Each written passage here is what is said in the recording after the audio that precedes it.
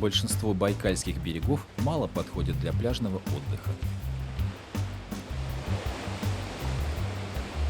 Суровая природа, короткое лето, холодная даже в самые жаркие месяцы вода делают озеро привлекательным лишь для любителей активного туризма.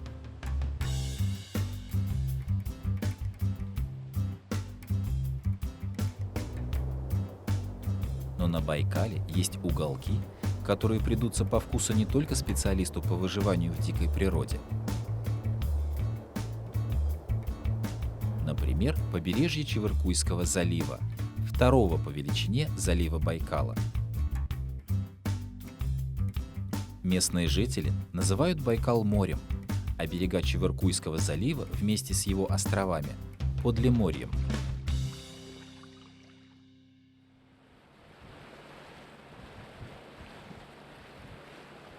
Когда-то, по геологическим меркам совсем недавно, несколько тысяч лет назад, Чевыркуйский залив был проливом, а полуостров Святой Нос – самым большим островом на Байкале. Назывался он совсем по-другому, возможно, морда осетра, так переводится бурятское название полуострова.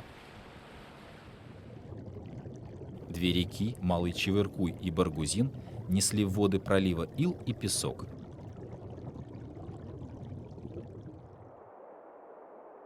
Мало-помалу они заполнили пространство, отделяющее остров от материка. Остров превратился в полуостров, а пролив — в залив.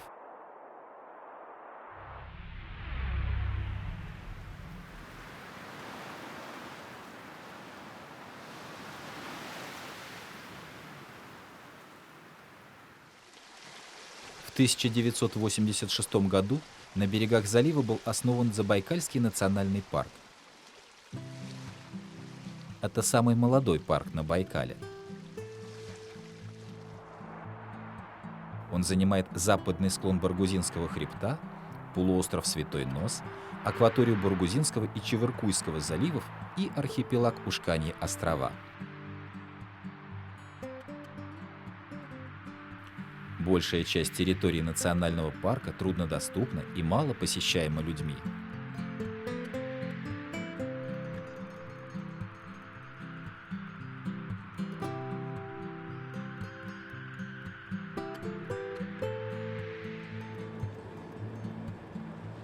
А вот побережье Чевыркуйского залива в полной мере испытывает на себе нагрузку тысяч посетителей.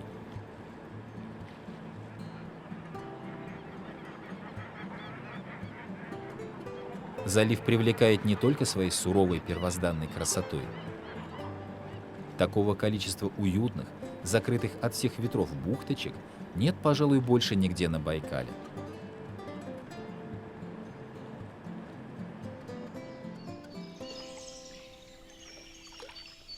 Как радушный хозяин, Чевыркуй всегда рад гостям.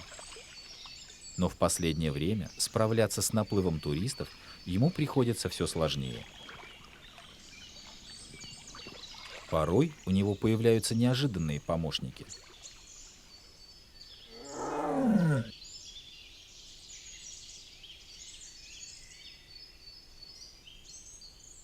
Только вот пользы от такой помощи нет ни заливу, ни его гостям, ни мохнатому мусорщику. Отучить медведя от поедания остатков с человеческого стола невозможно. Он теряет страх и часто становится мародером и убийцей. Привыкнув к легкой добыче, медведь подписывает себе смертный приговор.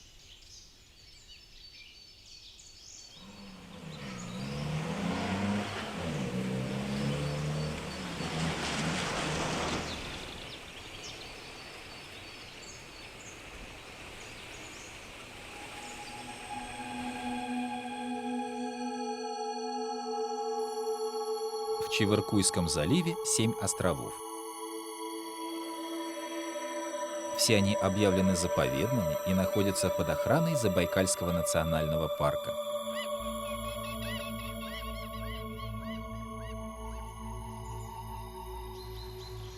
Самый крупный остров – Большой Бакланий. Он расположен в центральной части залива, ближе к его восточному берегу. Остров густо порос лесом, который спускается с гребня до самого уреза воды.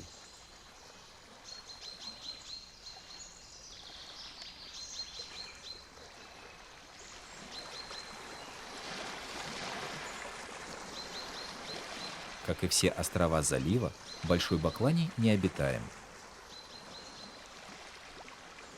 Но, возможно, так было не всегда.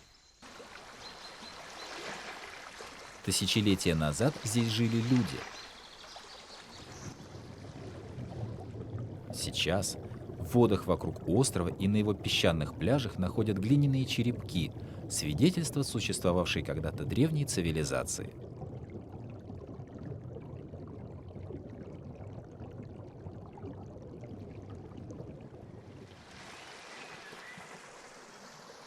Несмотря на название, бакланов на острове нет.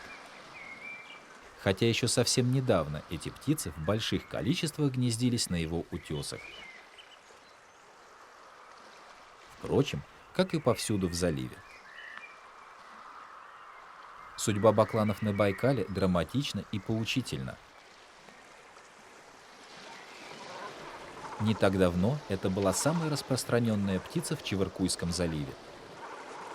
По свидетельству одного из первых исследователей Байкала, академика Георги, в конце 17 века этих птиц было так много, что им не хватало места на скалах, и они строили свои огромные гнезда даже на кедрах. Но в середине прошлого века бакланов на Байкале не стало. Совсем.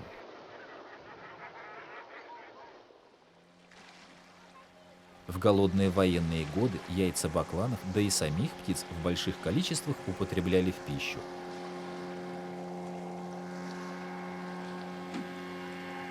Затем бакланов объявили вне закона. Их обвинили в нанесении огромного ущерба рыбным запасам озера, и птиц стали повсеместно уничтожать. В результате с берегов Байкала исчез не просто один из видов птиц, а очень важный фактор естественного отбора, ведь добычей бакланов становились ослабленные и больные рыбы.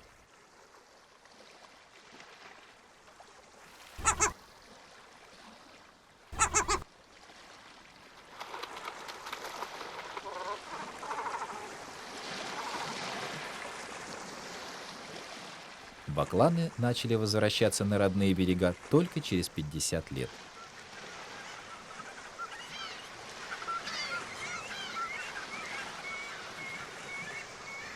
Сейчас колония насчитывает несколько тысяч птиц, и их численность продолжает расти.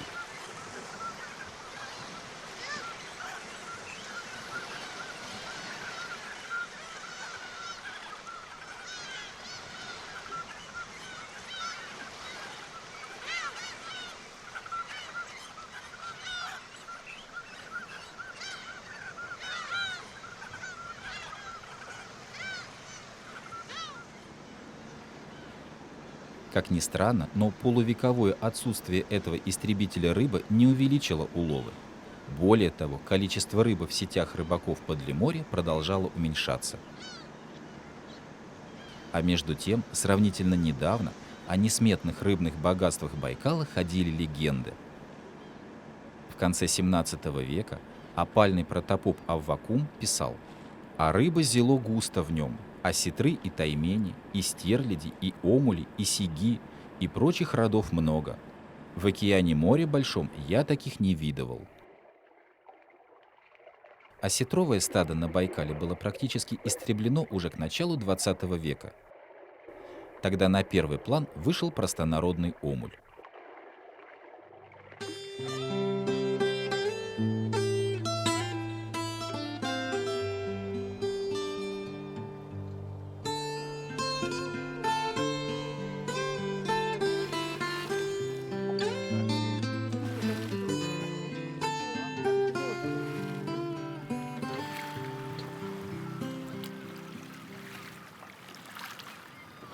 В летнее время основным промысловым способом добычи омуля был и остается ставной невод, ставник, как называют его рыбаки. Это огромная сетчатая ловушка, которая устанавливается в месте обитания омуля на весь рыболовный сезон.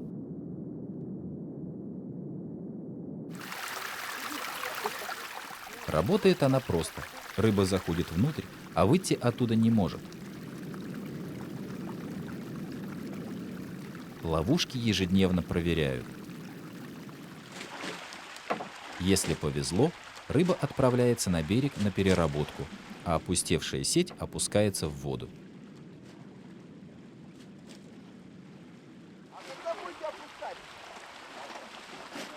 В этот раз рыбакам повезло. По нынешним временам это очень хороший улов.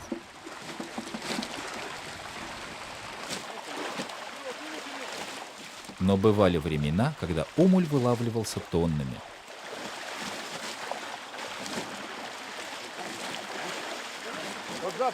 В довоенные годы добывали до 10 тысяч тонн омуля в год. Это 150 железнодорожных вагонов.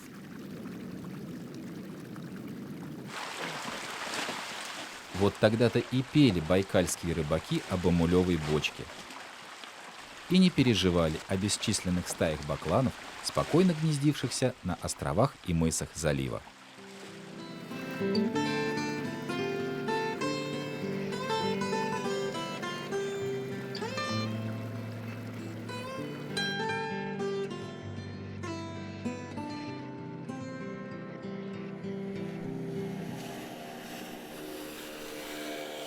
Но не только омуль прославил Чеверкуйский залив.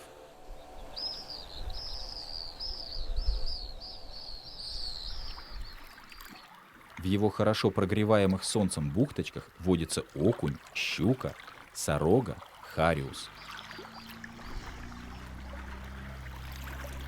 С самого начала лета, как только заканчивается нерестовый период, на берега залива устремляются тысячи рыболовов-любителей.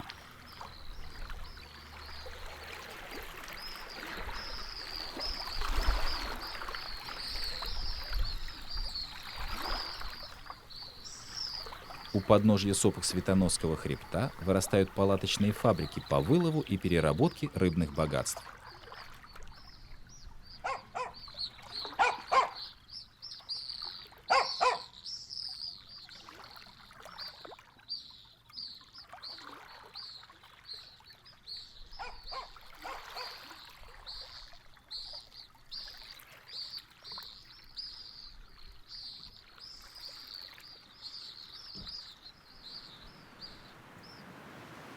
Но главная ценность Забайкальского парка находится за пределами Чеверкуя. Это архипелаг Ушканьи острова.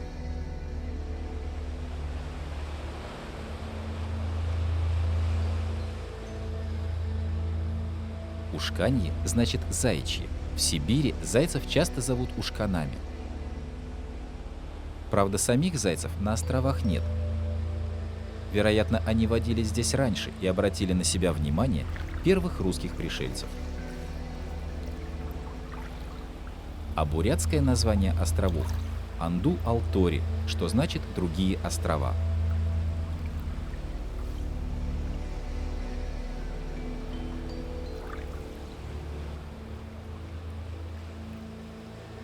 Острова необитаемы, только на самом большом из них расположен кордон национального парка и метеостанция.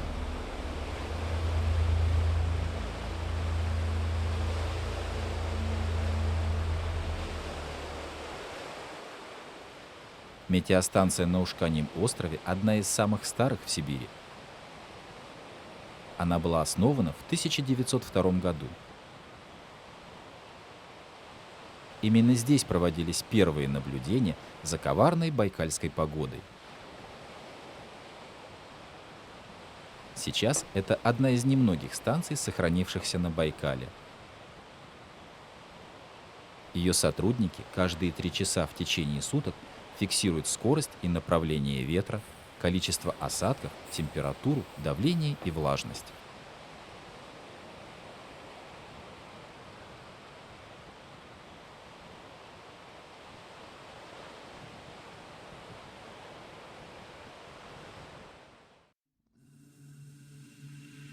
Ушканьи острова расположены среди Байкала, величественного и исключительно своеобразного озера. И такое их расположение не могло не повлиять на природу этих небольших, но очень интересных участков суши. За тысячелетия изоляции на них возникла уникальная экосистема с присущими только ей особенностями флоры и фауны.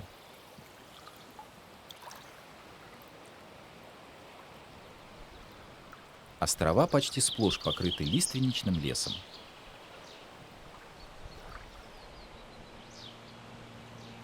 Но лиственницы Ушканьих островов отличаются от своих материковых сородичей. В немногочисленных описаниях флоры островов эти лиственницы названы бутылковидными.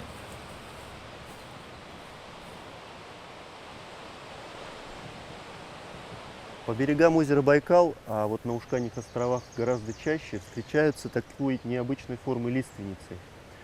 И в результате сильных ветров деревья нуждаются в более мощной корневой системе. Вот, в результате вырастают вот такие вот мощные кумли.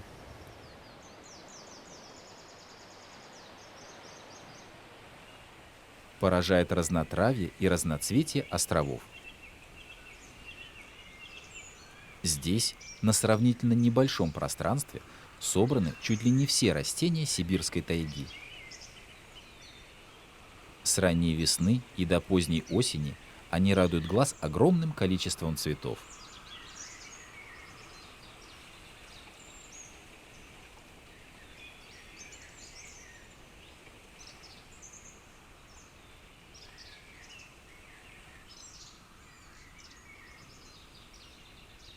Больше цветов здесь только муравьев.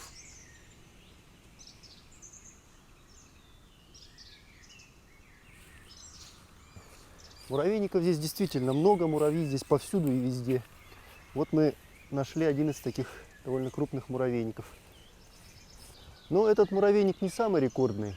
Встречаются на островах муравейники и выше, примерно в человеческий рост. Некоторые ученые объясняют такое количество муравейников, а их здесь более 6000, относительно редкими пожарами.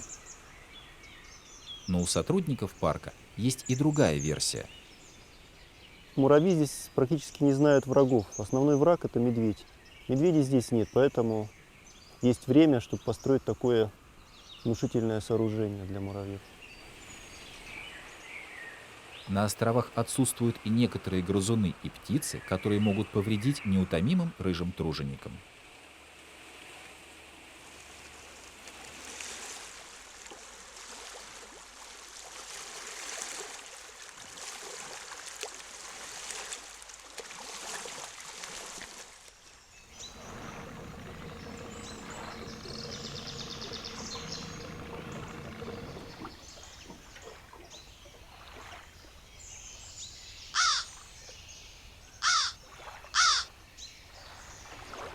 Ранним утром инспектор национального парка Юрий Будеев отправляется на ежедневный обход, вернее оплыв вверенной территории.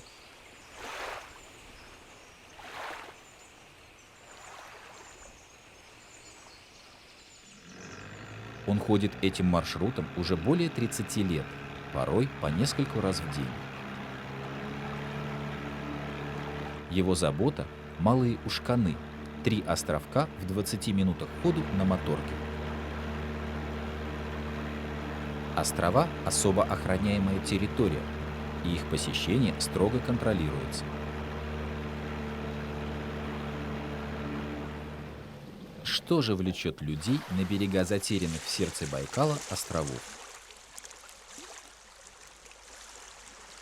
Здесь, в укромных бухточках, древние озера скрывают еще одну свою загадку.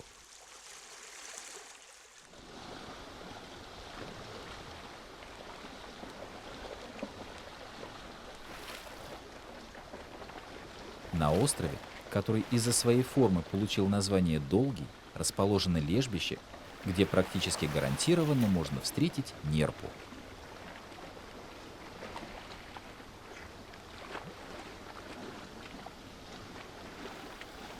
Она выходит на берег и в других районах Байкала, но Ушканьи острова – ее вотчина.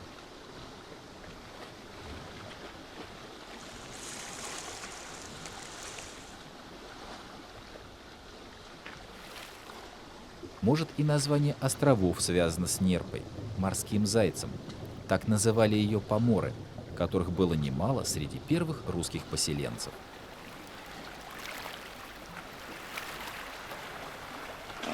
Байкальская нерпа отлично чувствует себя в воде. Здоровому и сытому зверю нет необходимости выходить на берег.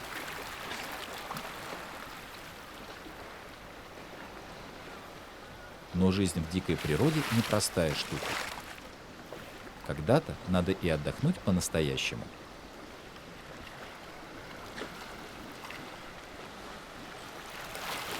Для байкальских нерп эти острова едва ли не единственное безопасное убежище. Именно поэтому пугать нерпу на лежбищах нельзя. Именно поэтому инспекторы Забайкальского национального парка все лето несут вахту, охраняя покой животных.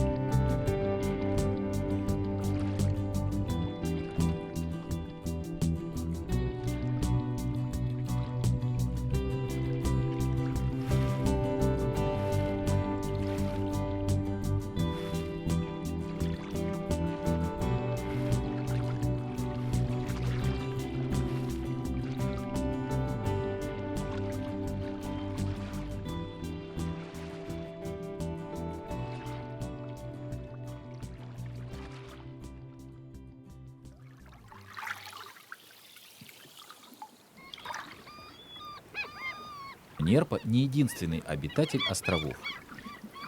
Их берега освоили многие виды птиц. В первую очередь это водоплавающие. Но и в густых зарослях малых ушканов есть свои пернатые обитатели. Орнитофауна островов всегда привлекала внимание многих исследователей. Какие здесь птицы встречаются, это оставалось такой загадкой, что ли.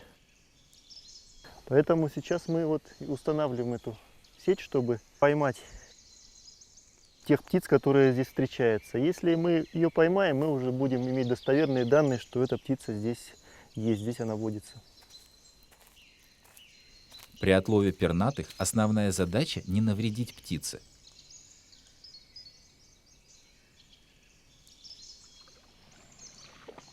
Сеть нужно проверять как можно чаще, чтобы пленник провел в заточении как можно меньше времени. В нашу сеть попала очередная птица. Судя по всему, это кулик. Определять куликов довольно сложно бывает. Но возможность его разглядеть получше дает стопроцентную вероятность. Я думаю, что это сибирский пепельный улит. Главное не поранить птицу при этом, потому что очень легко, конечно, повредить. Поэтому иногда приходится жертвовать сеточкой, но, правда, не часто, но приходится.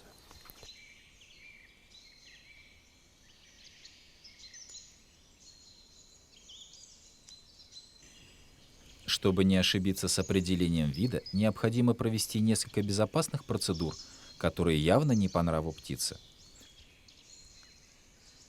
Мы делаем сейчас промеры, чтобы поточнее можно было определить вид. Но скоро страдания ради науки заканчиваются. Ну что, пора на свободу.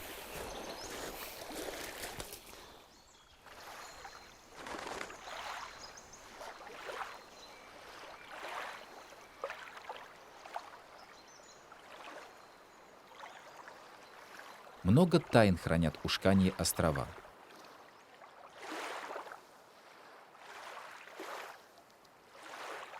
Даже историю своего рождения они не спешат открывать ученым.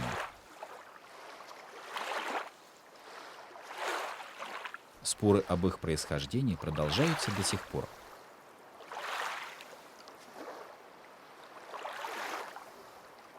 Ясно одно: породы, из которых они состоят, относятся к самому древнему периоду развития нашей планеты. Ушкани острова сложены самыми разнообразными горными породами. Но первое, что бросается в глаза любому посетителю, это вот эти белоснежные каменные галечниковые пляжи, белые валуны и скалы. Это все мрамор.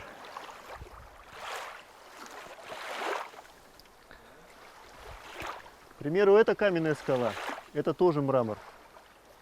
Здесь она покрылась лишайниками, потемнела от времени, солнца, ветра.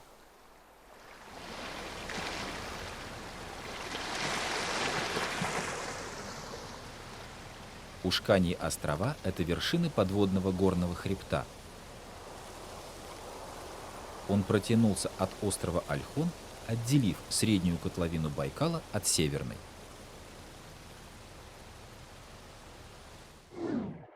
Острова появились над поверхностью озера гораздо позже, чем образовались слагающие их мраморы, около 1,5 миллиона лет назад.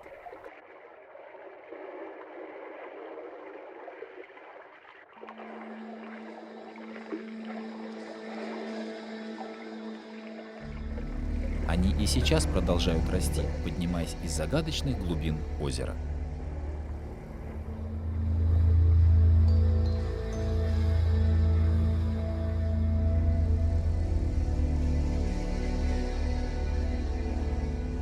Подводные склоны островов превратились в удивительную скульптурную мастерскую. А скульптор здесь – байкальская вода. Она, как искусный художник, придает легко растворимым мраморам и кварцитам самые причудливые формы.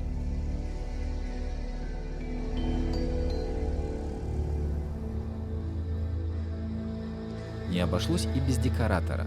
Мраморные изваяния покрыты зеленым ковром из байкальской губки. Кажется, она единственный обитатель этого странного и сурового мира. Необычайное богатство подводной жизни Байкала скрыто от глаз случайного наблюдателя. Подводные ландшафты Ушканьих островов кажутся особенно безжизненными.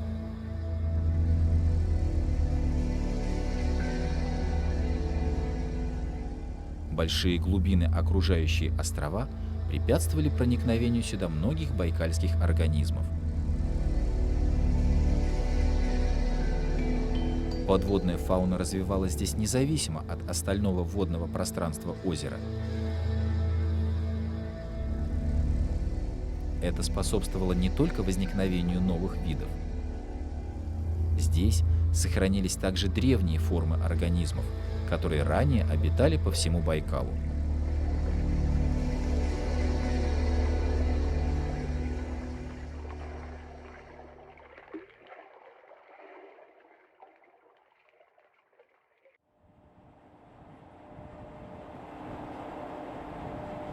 Путешествуя по Байкалу, забываешь об обычной жизни. Не думаешь о мгле городов, вечной суете и неотложных делах. И даже если ты здесь первый раз, то чувствуешь, что как будто вернулся туда, откуда ушел когда-то.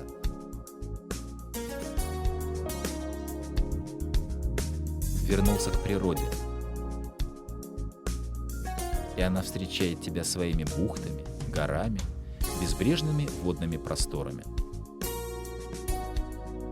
Такой нетронутой дикой природы осталось так мало, и Забайкальский национальный парк – одно из тех мест, где она есть, где ее любят и берегут.